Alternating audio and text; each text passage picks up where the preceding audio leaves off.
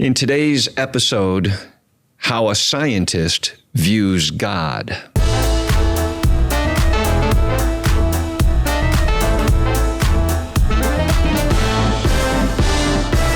With me today is Joe Kolecki.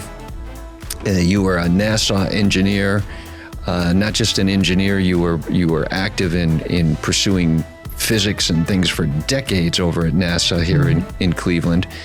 But you've got a very interesting series of classes you do, meteorology, the history of physics, so on. But the most amazing one to me is what some people would say is a fool's errand, which I don't think so, but you are using science to help us understand God. Talk to me a little bit about that.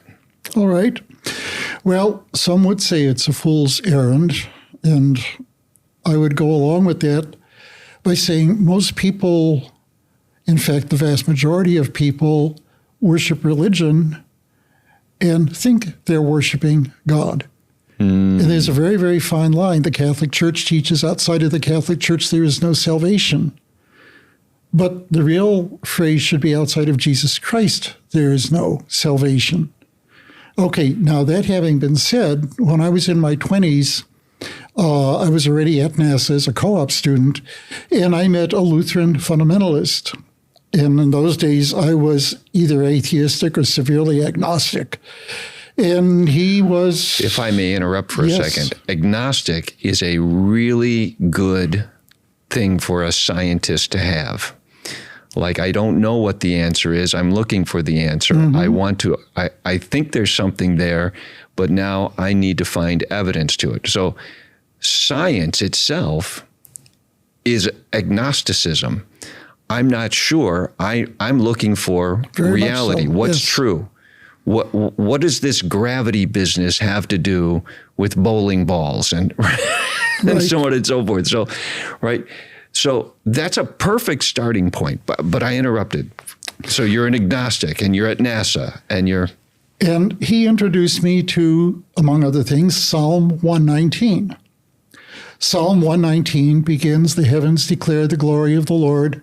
The firmament proclaims his handiwork," and it goes on from there.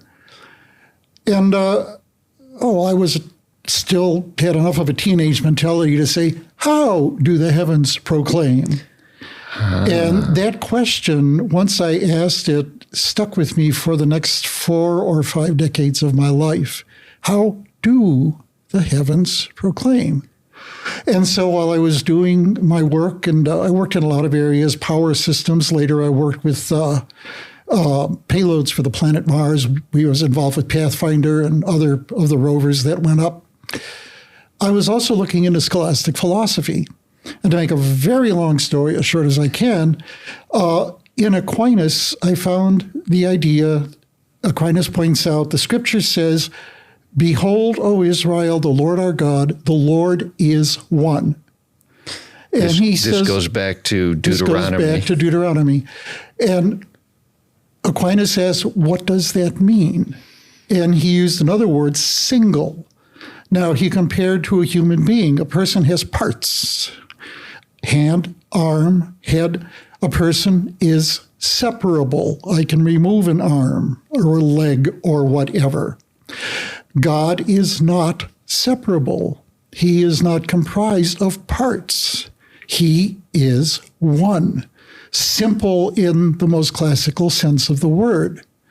So one can't say, for example, God has a name, in the same sense that I can say Ted has a name. Ted's name is attached to Ted and can be removed and changed. It's a designation or a label. More than that, it's an essence. And that thought intrigued me, and I wrestled with it for a long, long, long time. And I read a lot of popular books. I read a lot of philosophical books, trying to embed this idea into my mind of simplicity. And you find in the ancient philosophers, and again in the scholastics, that idea comes up quite a bit. Well, I was in my 60s, so we've come ahead now 4 decades, walking my dog out in the yard one night, and the old Psalm 119 question came floating back into my mind. And I said, so how do you proclaim the glory of the Lord? And I looked up at the stars, and it hit me out of the blue. They exist. It's nothing more than that, and that is everything. And you page back to the book of Exodus, to the story of Moses on the mountain. Moses is in front of the burning bush, and he's trying to wheedle out of going back to Israel in the worst way, because he knows he's in a lot of trouble with the Israelites. He's in a lot of trouble with the Egyptians. And the voice from the bush says, you're going to go back and free my people. And Moses says, what about this? What about that? What about this? And God says, well, we can take care of that. I'll send Aaron. You say you stutter. Aaron doesn't stutter. He'll be your mouthpiece. And the whole thing, you can go read the story. Well, right, I'm familiar with it. And it's even interesting, like when he's trying to beg out of it, like I'm slow of tongue, which many people interpret to mean a stutter, or maybe he's not good at public speaking, or whatever it is we're going to interpret that is. But God says, who gave you speech? Where does this come from? Where does this idea of communicating come from? You don't think that I can pull this off just because you are unconfident, or however in your own bearing. So I was going to ask you to use another word for proclaim, because sometimes the flowery language of Bible it can throw us off. Okay, announce in a grand way. You sound the trumpets, you shoot out the confetti, you flash the lights, and you speak and you say whatever it is you're going to say. The name of the Lord is. So 40 years of looking in academia and looking in philosophy and looking in theology, Thomas Aquinas, and all of these things, and it comes back around and it proclaims itself to you. When you looked up and you just took a moment. And that's sort of what happened to Moses, right? Like, it's just another day. I'm out here herding goats or whatever it is I'm doing. And hang on, there's something interesting. Let me set aside my current affairs and devote my attention to focus on this bush that seems like it's on fire, but it's not burning up. And when you stop and you just let it hit you, you just let it soak into you. Is this what happened to you? Well, there's a punchline in this story. Moses comes up with the ultimate scheme to get out. Tell me your name. He says to the burning bush, tell me your name so I can tell the Israelites who sent me. And God said, I am that I am. Tell the Israelites, I am sent you. Now jump back to Aquinas, and you'll find in Aquinas terms like being is the essence of God. The name of God is not separable from God. It is his essence. The love of God is his essence, and all the rest of that, he is truly single. So by proclaiming his name, one proclaims the glory. They are one and the same in the scholastic sense. By existing, one shows forth being. The star shows forth its being by shining light. Its nuclear reactions are going on in the core, and terawatts of light are coming out through the surface and crossing space. Which takes time to get there. It's a proclamation of being. And I realized at that moment that I had the answer that I'd been searching for.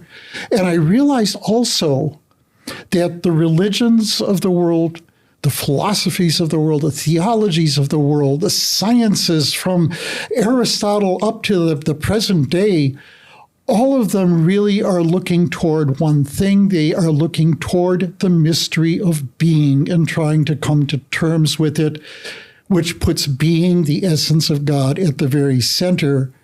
As a scientist, I spent my time studying a lot of things. Matter. Well, matter is made of atoms. Atoms are made of smaller particles that are made of smaller particles still, and they behave like waves, and they behave like particles. Or relativity.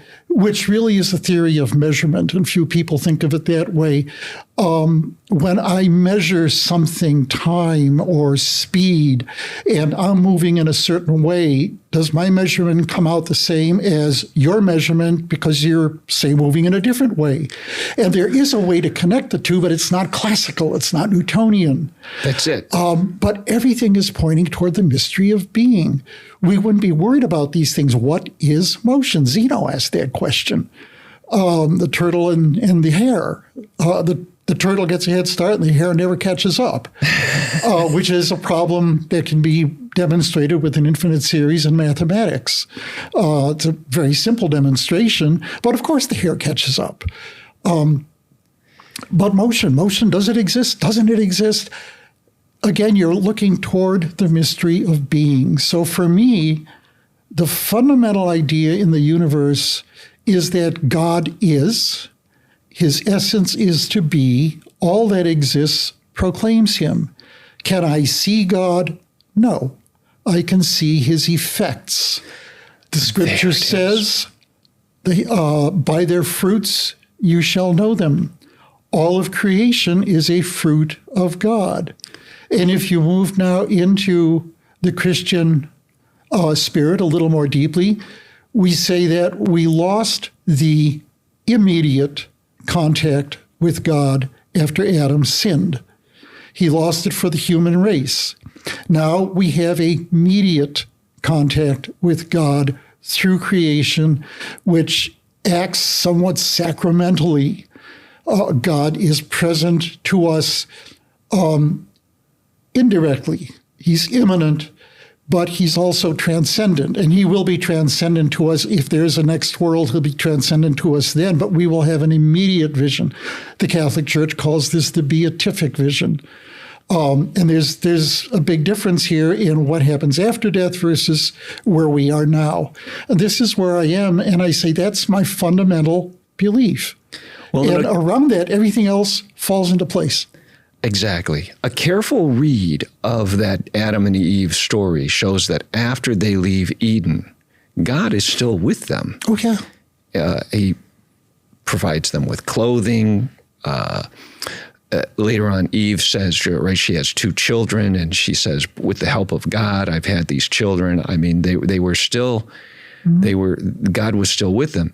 And what I understand of physics, and please correct me if I don't get this right, but the idea of physical existence itself requires 3 things. It requires space, it requires time, and in physics, as you well know, space and time are intricately connected with one another. The shorthand is space-time.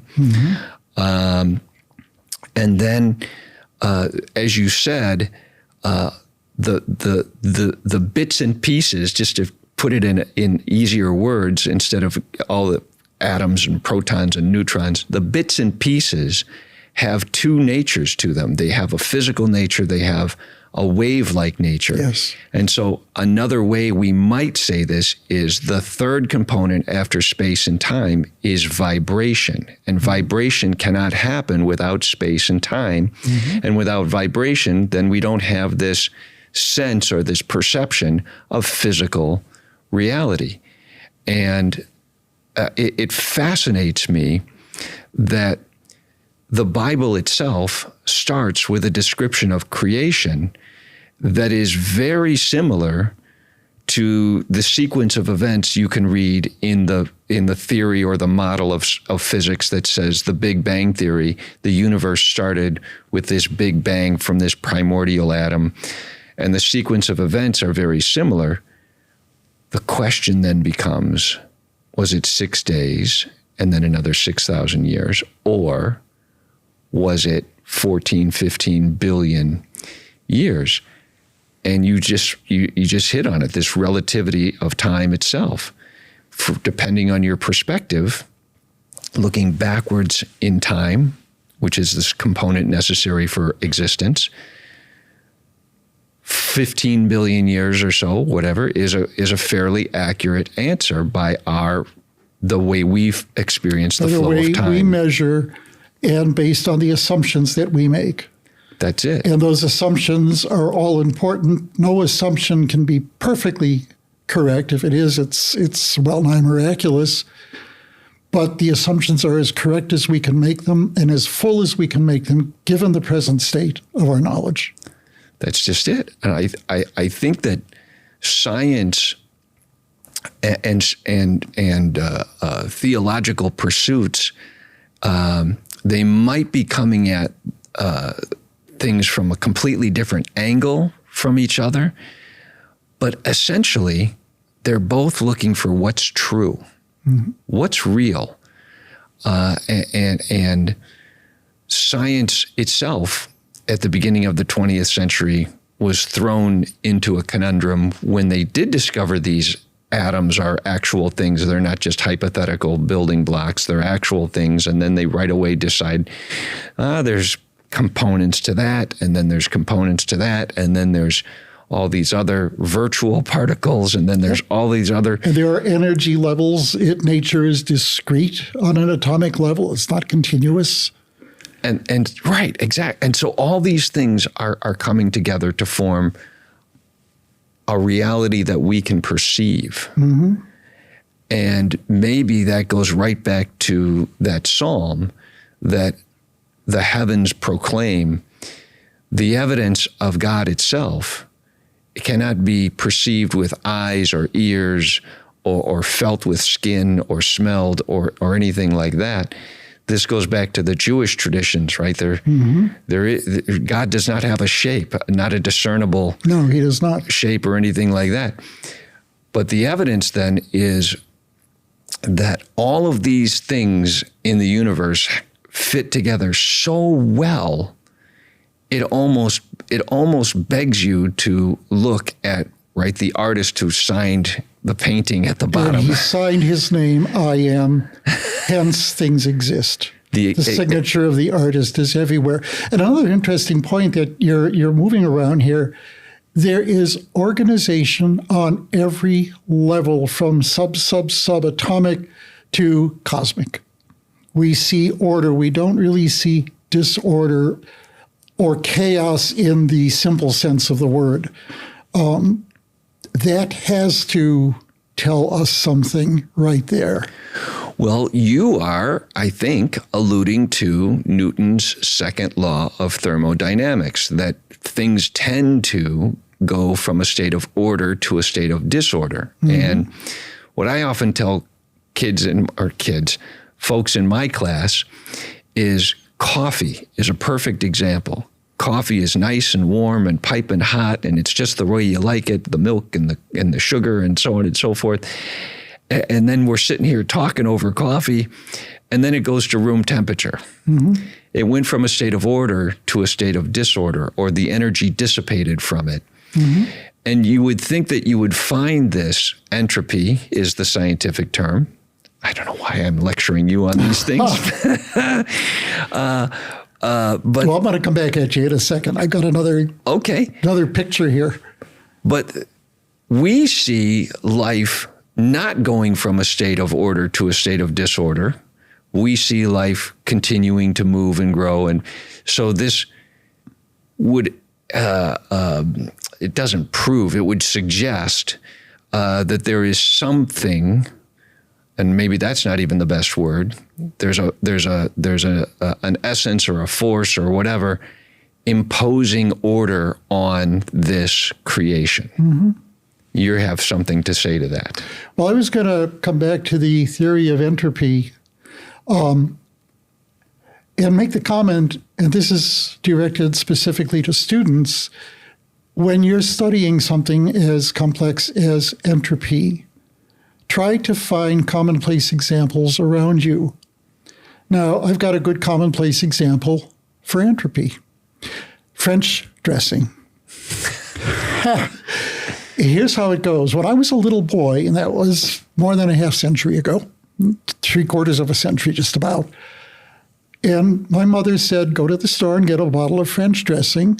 I went to the store, and there on the shelf was a bottle, and it had an orange fluid in it, and it said French dressing. And I bought the bottle with the orange fluid and brought it home, and we had French dressing. Jump ahead a few decades toward the present, and you go into the store and you look to buy French dressing. Well, there's a bottle with orange fluid. There's a bottle with red fluid. There's another with low sugar. There's another with low salt. There's another with low fat. And there's another with this and another with that. And you say, holy cow, what happened to the French dressing? You know, which one do I buy? Now, if I'm going to buy French dressing and there's one kind available, the probability is 1 that I will buy that kind of French dressing. Here now we have, let's say, 10 varieties of French dressing, all by the same manufacturer, to make sure that we've covered that. Now the probability that I'll buy any one of them is 1/10, unless I come in with a personal bias. So you see that the number of states, the number of possibilities has increased. The probability has decreased. That's Boltzmann's law, and that's one of the roots of thermodynamics. And obviously, right, that was imposed. These other things. That was imposed by what we call progress. The manufacturer said, oh, people want varieties. They want different kinds of things. And so that was imposed. So we can see where that's imposed on there. And these are... Would this be considered then a closed system, just to draw in more? Probably, yeah. Jargon. Yeah, it's a closed system in that the boundary is French dressing. You're not including Italian dressing or ranch dressing or other kinds of dressing. So yes, you've closed it by putting that boundary around it. And you see an increase of entropy within those bounds. But, because there's a variety. Because there's a variety. One state is going into many states. And the probability of any given state is dropping. That's the technical version of it. We call it disorder. And that's a sort of good way of putting it. I think it can be misleading. But disorder is a good way. We say disorder will increase. If you have a classroom with 30 students and you have the teacher in the classroom, odds are the students will behave. Take the teacher out of the classroom and watch what happens in the classroom. You will rapidly see a rise in entropy. Now we'll put a controlling factor in. We're going to put a room in the classroom which has dark windows. They can only be looked through from the inside, not the outside. There is a 50-50 chance on any given day that the principal of the school will be in that room watching the children.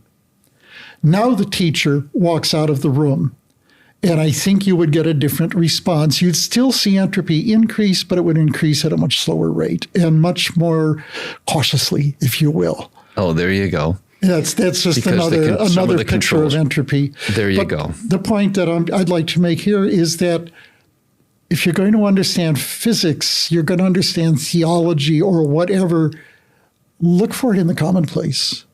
And once you've got it in the commonplace, you can apply it in the not so commonplace. Go to the physics book and you can look at the mathematics, and you can always think back to these commonplace, these simple examples, and you can work your way through and gain an understanding. And I believe this is very much how Einstein thought. This is the basis of his thought experiment, or Gedankenexperimental, which is, my German is lousy, so forgive me, please. Better than mine. Das ist gut. Jawohl. But the whole empirical proof will always be shorthanded from a physics viewpoint of the existence of God outside of the physical creation. One, we lack the technology to look outside of our universe. Two, what's a godometer? That's a good question. Right. But the evidence that leads us to conclusions of the existence of God is existence itself, and this idea that something seems to be imposing order Now, there may be places in our universe where entropy is expanding, disorder is expanding more than usual because order is being imposed here on Earth. And that's something, again, that we can't know for certain in physics or theology. But again, it seems like the imposition of order is coming from something other than humans, that these things are continuing to not just exist and survive, but to thrive. Living systems are thriving, not just humans. Living systems are wonderfully organized, and we keep discovering that at deeper and deeper levels. Biological research just turns up some of the most stunning results. There's a little microorganism that has microorganisms propel themselves in some cases with what are called flagella. So imagine a blob with two hairs sticking out of it. You wiggle the hairs and you move. Okay, those are flagella. In one case, I wrote about this some time ago, the flagella are shaped like a corkscrew and they rotate. So there is a mechanism, a biological mechanism inside that tiny piece of protoplasm, whatever, that causes this thing to spin, and it propels itself like Jules Verne's, or not Jules Verne, Leonardo da Vinci's helicopter, where it's a screw moving the organism through the medium. Those kinds of things are just mind-boggling to me. It is the stuff that makes science fiction writers blush. Oh, yeah, I wish I would have thought of that. For sure. But this is, again, evidence that that something has been designed. Sometimes people have argued with me that DNA itself may have been seeded on this planet to get the whole ecosystem going, right? Humans, plants, animals, all of these things. With a complete straight face, in order to squeeze God out of the equation, they say it was seeded by space aliens. But where did their DNA come from? And you're right back to the same question. You're in a circle now. We have these chicken or egg conversations. Who made the space aliens, and how did they get here, and so on and so forth. And that Jewish theology speaks to that as well. In Isaiah, I want to say chapter 45, towards the beginning of the chapter, God is explaining to Isaiah, don't ask right where God comes from. I am all that there is. This goes back to your oneness comment. I am all that there is. I made the light. I made the darkness. I made the good. I made the bad. Everything comes from God. There's a singular source for all things. And this may not seem to fit, right? If you haven't thought about this very well, this may not seem to fit together on the surface, but with just a little bit of thinking, it does very nicely. In physics, I am told that all for these waves, you said that subatomic particles have a wave-like quality. In order for these waves to come together, to bunch up, if there's a better way to say that the waves bunch up and become coarse, they become matter, the physical matter. This is Einstein's E equals M. It's MC squared, yes. Exactly. The energy has to pass through a matrix of information in order for all of these particles to fit together just so it creates a environment that provides life, that it promotes life, water and oxygen and all of these, and all the proper minerals and so on and so forth. Begs the question, who or what wrote the information, who or what organized the information in such a way that when they were sussing out in the 20th century the Big Bang Theory, one of the guys doing that was, I believe, an English physicist, James Jeans. Yes. His famous quote is, God is a mathematician. Yes, I've heard that. Because everything has to fit together. Speak to that a little bit, if you will. Well, mathematics is, first of all, a human construct Mathematics is open-ended. We'll never get to the end of it. There will always be more to discover. So I suppose, in a sense, there's a kind of infinity associated with that body of knowledge we call mathematics. If God thinks in an orderly way, then sure, God thinks like a mathematician. Is God limited to thinking like a mathematician? No. But it's a darn handy way of looking at things. It's a darn handy way for us to understand. We look at the order. I look at that. There's a plant behind you. There is mathematical order in that plant. If I knew a little bit more about the subject, I would go to that plant and point out the Fibonacci numbers, because they probably occur as we go up and down the stem of the plant in terms of the placement of the leaves and so on. So yes, Gene's didn't hit the nail on the head, but he really made a profound and a good remark for us to grab onto and take a step forward to saying God is something more than we see for that hour or two that we're in church on Sunday, or we read about in some article, or we see in some cartoon. That God is beyond our comprehension, and yet he is immanent in everything. And the order itself is a mathematical order, which is a reverse of Einstein's statement. He thought it was miraculous that the universe could be explained with mathematics. He said, what a marvelous universe. Look, I can represent it with equations, and these things all follow rules and all the rest of it. So you have both directions. That's it. And that points us back towards infinity. We will have to continue our conversation later. We're out of time right now, but thank you so much, Joe, for being here. This was an awesome conversation. Likewise, Ted. Thank you. And God bless. God bless you. Thank you.